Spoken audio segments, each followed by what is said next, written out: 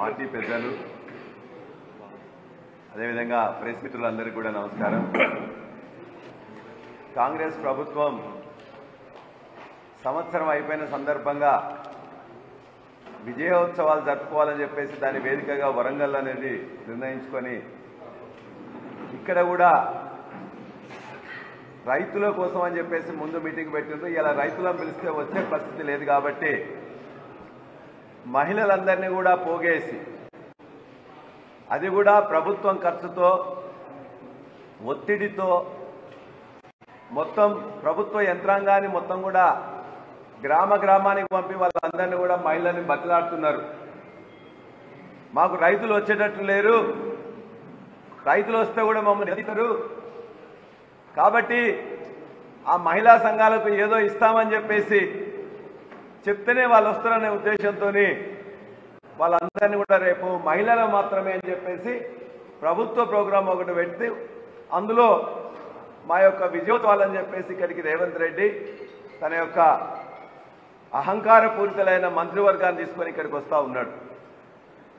మేము ఇలా నేను ఇక్కడ వాళ్ళు ఏదైతే కాంగ్రెస్ పార్టీ అంతకుముందు రాహుల్ గాంధీని తీసుకొచ్చి ఇక్కడ మాట్లాడి రైతుల కోసం డిక్లరేషన్ ఇచ్చిందో దాని వరకే మాట్లాడతా.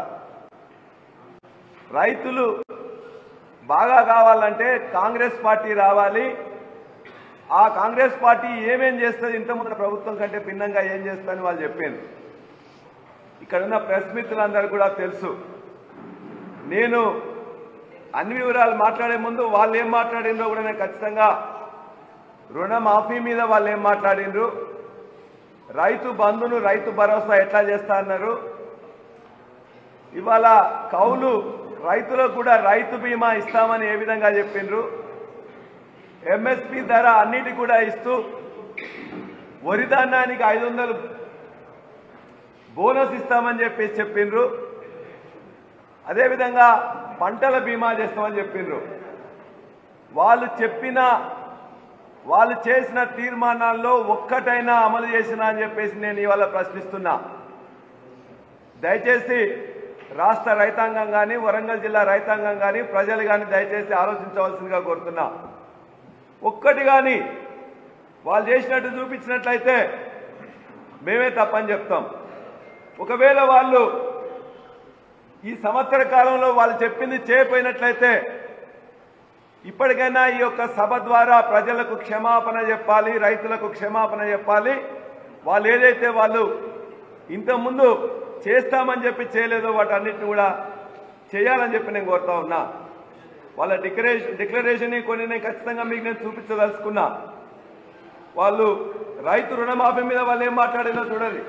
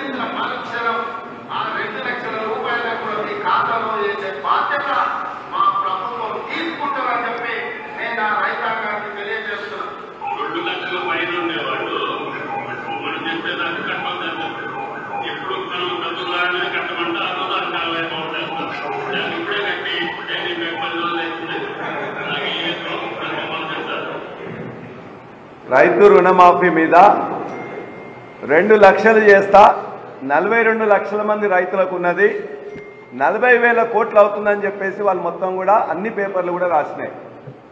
కానీ క్యాబినెట్కి వచ్చేసరికి దాన్ని ఏం చేశారు, స్టేట్ లెవెల్ బ్యాంకర్స్ మీటింగ్లో 40,000 కోట్లు చెల్లించాలని చెప్పి దాన్ని క్యాబినెట్ మీటింగ్ వచ్చేసరికి 31,000 కోట్లు చెల్లించాలని చెప్పేసి తీర్మానం చేసిండ్రు. క్యాబినెట్లో తీర్మానం చేసిండ్రు. అసెంబ్లీకి వచ్చేసరికి బడ్జెట్లో వాళ్ళు పెట్టింది 27,000 కోట్లు. కానీ వాళ్ళు 3 సార్లు బీఆర్ఓ ఇచ్చి మేము ఇస్తామని చెప్పింది 17,000 కోట్లు. వాళ్ళ యొక్క ముఖ్యమంత్రి కానీ మంత్రులు కానీ ఇప్పటికే చెప్తున్నారు 31,000 కోట్లు ఇవ్వాలి, 42 లక్షల మంది రైతులకు ఇవ్వాలి, 2 లక్షల పైన ఉంటే చేయండి, మీరు కట్టండి అని చెప్పేసి అనేక మంది లక్షలాది మంది రైతులు ఇవాళ 2 లక్షల పైన ఉన్న వాళ్ళు ఆ డబ్బులు కూడా కట్టి మిత్తి కట్టి ఇవాళ ఎదురు చూస్తున్నారు. మీరే చెప్తున్నారు 40% ఇప్పటిదాకా కాలే, 20 లక్షల మంది రైతులకు కూడా రాలే, 22 లక్షల మంది రైతులు ఎదురు చూస్తున్నారు. దరిదాపుగా ఇంకా 15,000 కోట్లు రుణమాఫీ చేయాలి. కాబట్టి ఖచ్చితంగా అది ఇవ్వాలని చెప్పి మేము కోరుతా ఉన్నాం. ఆ రైతు రుణమాఫీ ఎవరికైతే మిగిలిపోయినదో నువ్వు ఒట్లేసి తిట్టి ఇవాళ మొత్తం కూడా ఎన్నికల ముందు, పార్లమెంట్ ఎన్నికల ముందు, అసెంబ్లీ ఎన్నికల ముందు చెప్పినవో నీ విజయోత్సవ సభలో ఇప్పటికైనా క్షమాపణ చెప్పి మిగతా రైతులందరికీ కూడా రుణమాఫీ చేయాలని చెప్పి నేను కోరుతా ఉన్నా. అంతేకాదు రైతు బంధు ఇస్తానని చెప్పిండు, రైతు బంధు ఇస్తానని చెప్పేసి ఇంకేం మాట్లాడిండు, అందులోనే క్లియర్గా చెప్పిండు వాళ్ళు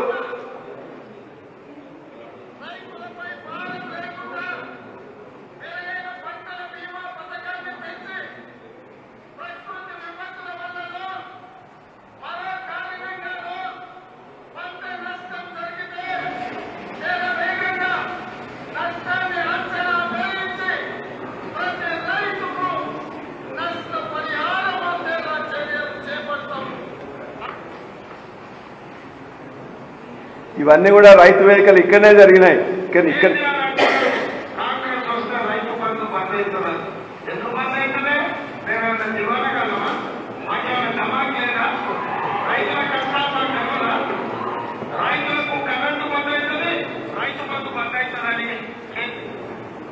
ఈ విధంగా అన్ని విషయాల మీద రుణమాఫీ ఇయ్యలే, రైతు బంధు ఇయ్యలే.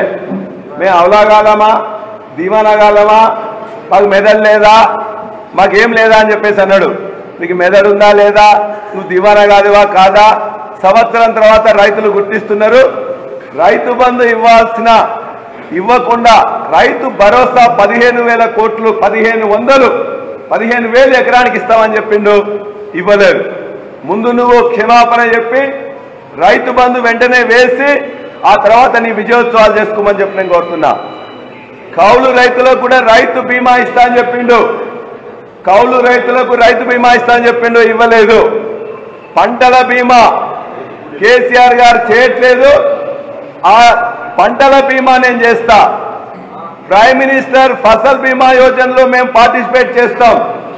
ఈ ప్రభుత్వం కేసీఆర్ గారు ప్రభుత్వం చేయట్లేదు అన్నాడు.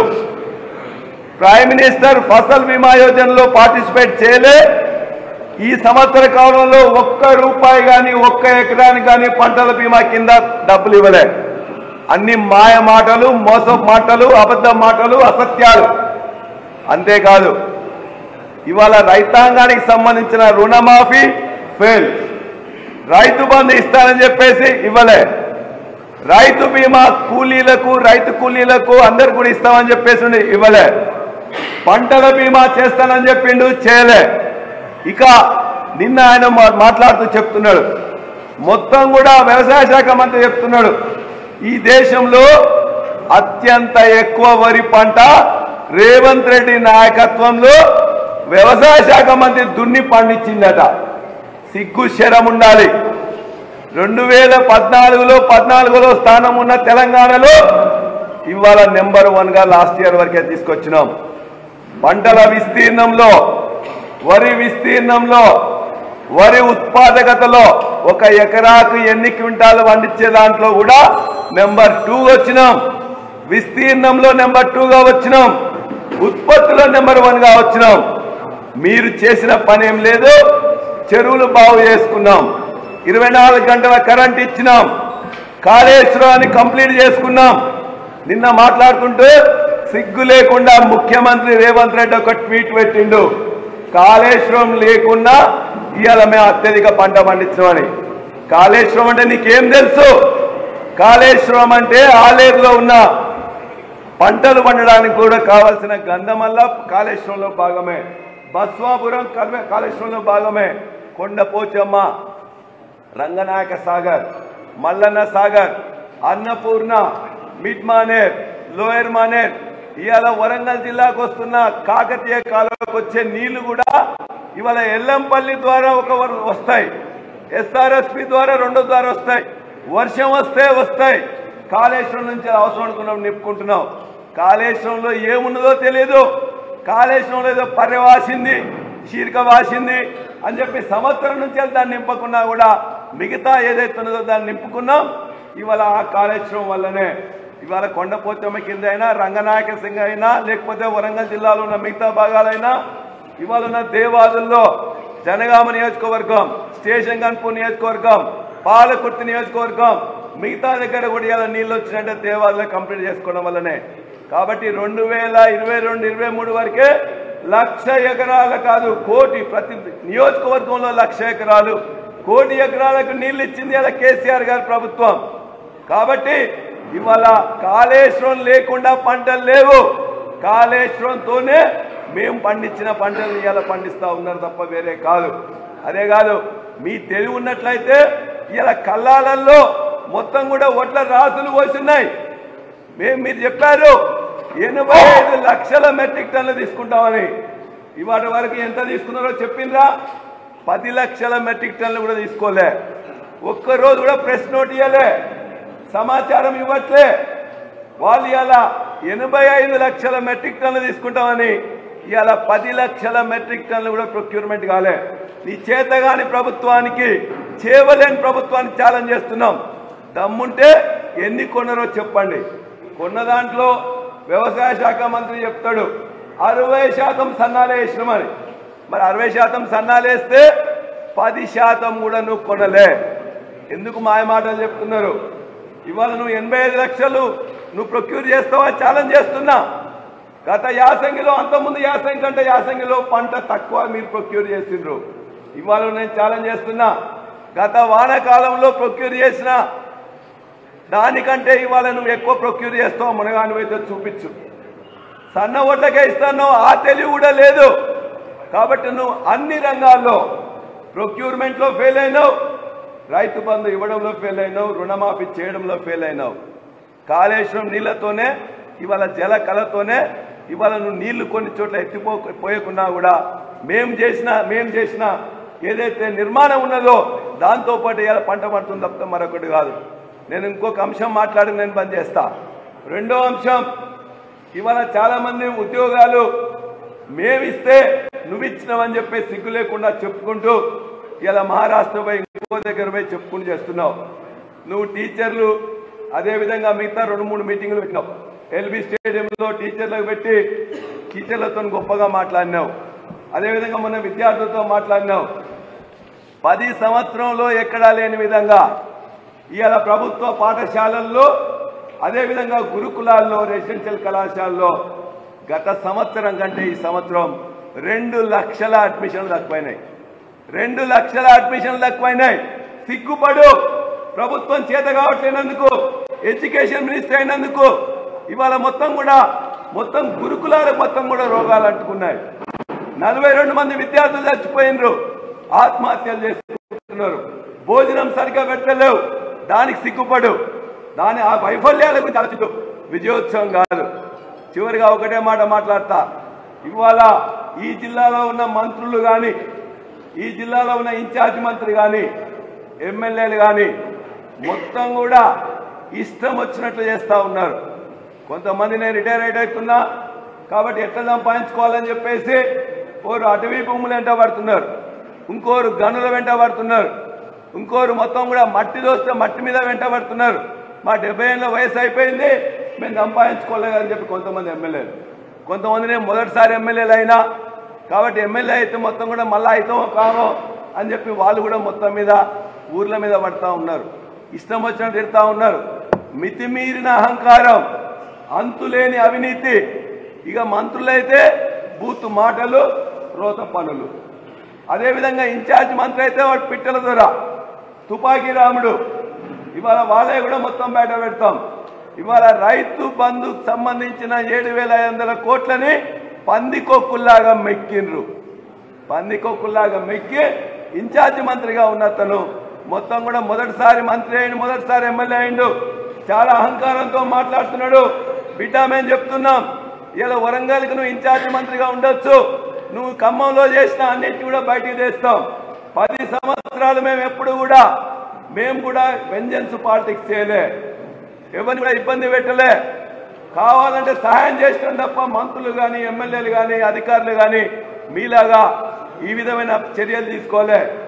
నీ భూములు ఎక్కడ ఆక్రమణ నువ్వు చేసినావో తీస్తాం, ఏ విధంగా బిల్లులు ఎత్తినవో తీస్తాం, ఏ విధంగా అక్రమంగా పర్మిషన్ తీసుకొని కట్టినో తీస్తున్నాం. రామన్ననో హరీష్ రావు గారినో ఇలా కేసీఆర్ గారి మీదనో వాళ్ళ ఖాళీ గోటికి సరిపోని నీవు ఇష్టమో చూడ మాట్లాడుతున్నావు. బిడ్డ నీ సంగతి కూడా చూస్తామని చెప్పి మేము తెలియజేస్తా ఉన్నాం. చేతనైతే రైతులకు చెప్పినవి చెయ్యండి. ఇలా మొత్తం విద్యార్థులకు జరిగే నష్టం కాకుండా చూడండి. అంతేగాని ప్రజలకు మేలు చేసే చెప్పండి. మీరు చేయలేని కనీసం మేము చేసిన వాటి కొనసాగిస్తే చాలు అని చెప్పేసి మేము రేవంత్ రెడ్డికి కానీ మంత్రులకు కానీ ఇక్కడి నుంచి మేము డిమాండ్ చేస్తున్నాం. ఏదైతే వరంగల్ వేదికగా రాహుల్ గాంధీని తీసుకొచ్చి ఇవాళ ఇక్కడ చెప్పించినవో ఆ రాహుల్ గాంధీకి ప్రియాంక గాంధీకి కావాల్సిన పైసలు ఇక్కడి నుంచి తీసుకోబోతా ఉన్నావు, హెలికాప్టర్ ఇక్కడి నుంచి తీసుకోబోతున్నావు, అడ్వర్టైజ్మెంట్ 300 కోట్లు పెట్టి ఇక్కడి నుంచి తీసుకోబోతున్నారు. ఇవన్నీ కూడా మొత్తం తెలంగాణ సంపదను దోచి అక్కడ పెడుతున్నారు. ఇక్కడ మొత్తం అన్ని వ్యవస్థలు కూడా కుప్పకూలిపోయినాయి. రియల్ ఎస్టేట్ డమాలైపోయింది, ఆర్థిక వ్యవస్థ డమాలైపోయింది. 15,000 కోట్ల రూపాయలు నెగిటివ్ 6 నెలల్లో అన్ని రంగాల్లో నష్టపరిచిన నువ్వు విజయోత్సవ సభ కాదు, వైఫల్యాల సభగా రివ్యూ చేసుకో.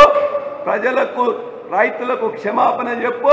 మీ యొక్క ఎమ్మెల్యేలు మంత్రులు ప్రవర్తన మార్చుకోండి. ఈ యొక్క సంవత్సరం యొక్క అనుభవాలు తీసుకొని ప్రజలకు ఉపయోగపడే చేయాలని చెప్పేసి డిమాండ్ చేస్తున్నా. జై తెలంగాణ.